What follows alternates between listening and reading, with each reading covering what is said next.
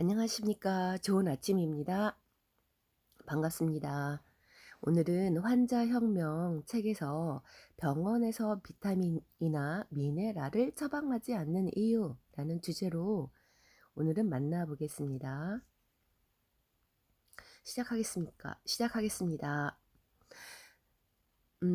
비타민이나 미네랄이라고 하면 일반적으로 보약과 같다고 생각하고 양리작용은 없지만 꾸준히 먹다 보면 몸에 좋겠지라는 정도로 생각을 하곤 합니다. 영양 보조제나 영양제는 식품으로 분류되고 음식은 약이 아니라는 인식 때문에 그렇습니다. 하지만 우리 생명을 유지하는 것도 음식이고 병을 일으키는 것도 음식이고 병을 고칠 수 있는 것도 오로지 음식을 통해서 가능합니다.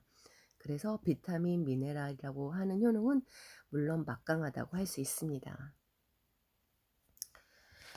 예를 들어 보겠습니다. 마그네슘. 응급실에서 마그네슘을 사용할 경우에 심장 박동이 불규칙하고 혈압이 높은 환자가 혈압과 박동이 정상화됩니다. 두 번째 비타민 C는 고용량 요법을 했을 때 소아마비 바이러스를 72시간 내에 죽이는 효과가 있습니다. 의약품 중에서도 바이러스를 죽이는 그러한 의약품은 많지 않습니다. 세 번째 오메가3. 심혈관 질환을 예방하는 효과가 뛰어납니다. 네 번째 비타민 B3 나이아신. 관절염 환자에게 진통제 효과가 있고 또한 콜레스테롤을 낮추는데 스타틴 약물과 견주어도 손색이 없습니다. 이 나이아신은 LDL 콜레스테롤을 낮추고 HDL 콜레스테롤을 높이며 지질 단백질 A를 낮추는 효과가 탁월합니다. 맹목적으로 콜레스테롤 수치를 떨어뜨리는 게 별 의미가 없지만 아무튼 원하면은 얼마든지 가능하다는 이야기입니다. 물론 의약품 스타틴 계열의 약품에 비해서 부작용은 훨씬 덜합니다. 대부분의 약은 효과도 빠르지만 부작용 역시 빠르고 만만치 않습니다. 자연 약물들은 효과가 빠른 것들도 부작용은 훨씬 적습니다. 그런데 스타틴 대신에 훨씬 안전한 나이아신을 사용할 것을 제안했던 클리브랜드 의대 심장내과 전문의 스티븐 니슨 박사는 의학계로부터 거센 비난을 받았습니다. 이유는 간단합니다. 제약회사의 비즈니스 모델에 맞지 않기 때문이라는 겁니다. 뭐라고요? 비타민과 미네랄, 이렇게 자연 약물을 처방하지 않는 이유는 제약회사의 비즈니스 모델에 맞지 않는다는 단 한 가지 이유 때문입니다. 지난 20년을 돌아보면 비타민이나 미네랄 같은 영양 보조제를 총칭하여서 자연 약물이라고 합니다. 우리가 알고 있는 제약회사의 약품과 경쟁 관계에 놓여 있습니다. 코엔자임 Q10, 폴리코사놀, L-카르니틴, 라이보스, 아르기닌 같은 성분들은 강력한 치료 효과가 있는 자연 물질입니다. 그런데 합성된 약물이 아닌 자연 물질이기 때문에 특허가 불가능합니다. 그리고 이러한 물질은 일단 다국적 제약회사로부터 외면을 당합니다.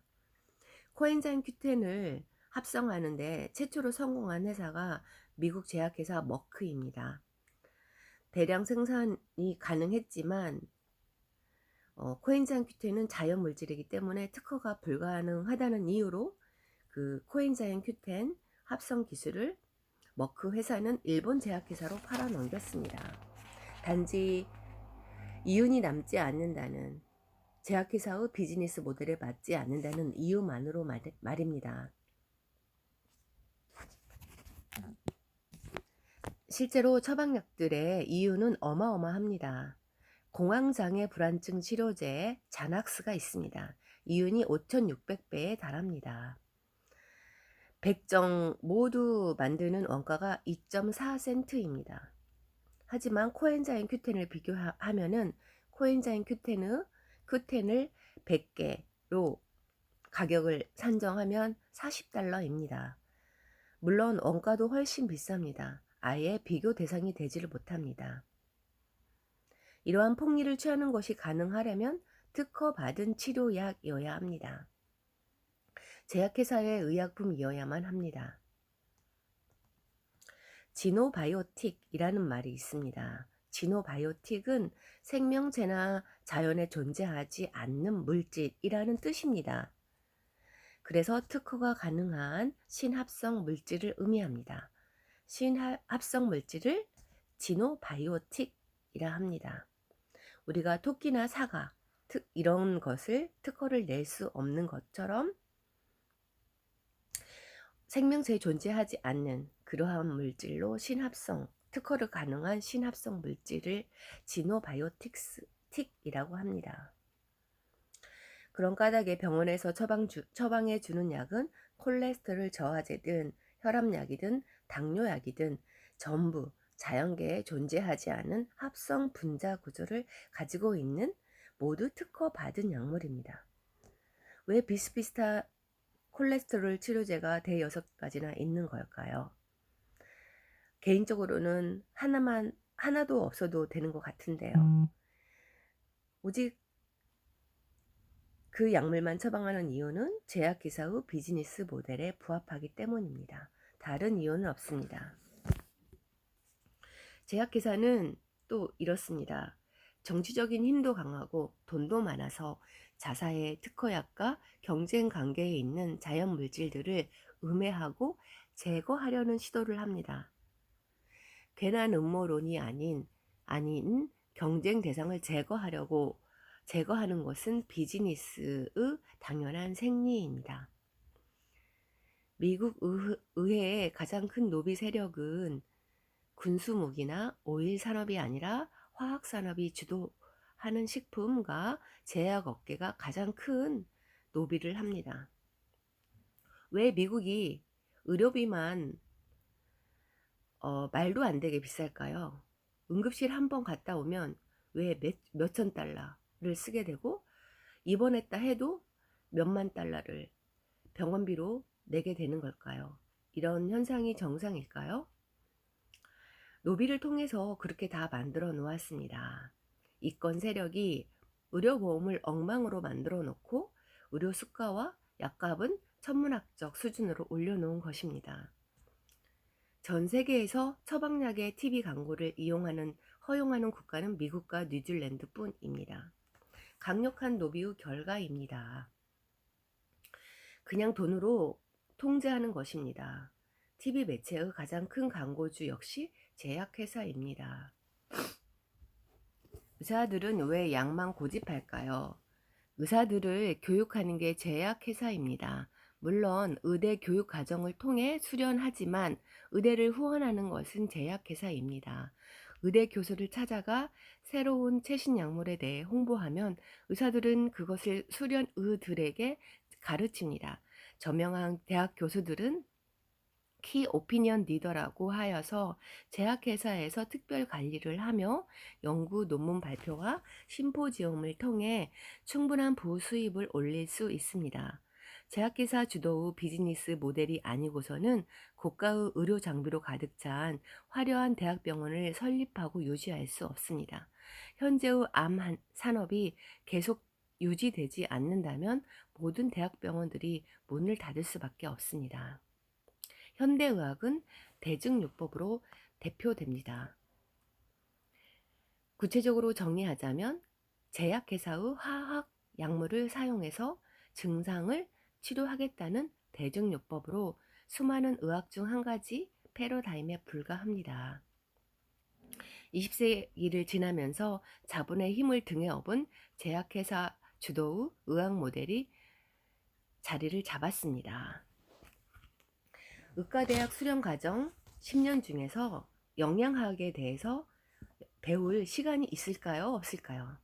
보통 1시간, 많으면 2시간, 심하면 0시간에 불과합니다.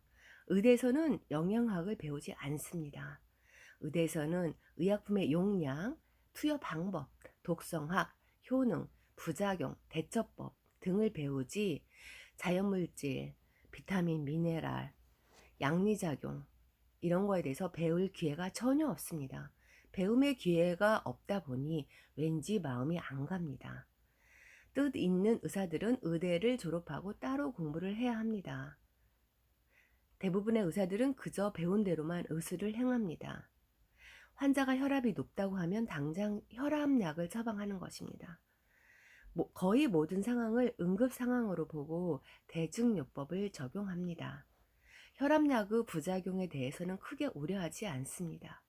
부작용이 생기면 부작용에 대한 약이나 처치 방법이 또 있으니 말입니다. 당황스럽게도 대부분의 환자들이 그런 사실을 모른 채 비타민이나 미네랄 영양제에 대해서 누구와 상담하시겠습니까? 물어보면 거의 대부분이 의사하고 상담하겠습니다 라고 말합니다. 하지만 비타민 미네랄에 대해서 1시간도 교육받지 못한 의사들에게 상담을 받는다는 것은 아이러니한 말입니다. 의사에게 비타민에 대해서 물어보는 것은 의사에게 한약에 대해서 물어보는 것만큼이나 어색한 일입니다. 그나마 솔직한 의사들은 잘 모른다라고 답할 수 있지만 많은 의사들이 비타민, 미네랄에 대해서 쓸데없다거나 먹지 말라거나 이렇게 조언을 합니다. 잘 모르는 분야인데도 불구하고 당당한 태도로 말을 합니다. 아예 비타민과 미네랄 보충제의 복용 여부에 대해서는 말을 안 하는 경우도 허다합니다. 그래서 의사 몰래 먹는 것입니다. 오늘은 왜 병원에서 비타민, 미네랄을 처방하지 않는지에 대해서 알아보았고, 의사들이 영양학에 대해서 전혀 배운 바가 없다는 새로운 사실도 알게 되었습니다. 우리 건강은 우리가 지킬 수 있습니다. 들어주셔서 감사합니다. 다음에 또 뵙겠습니다.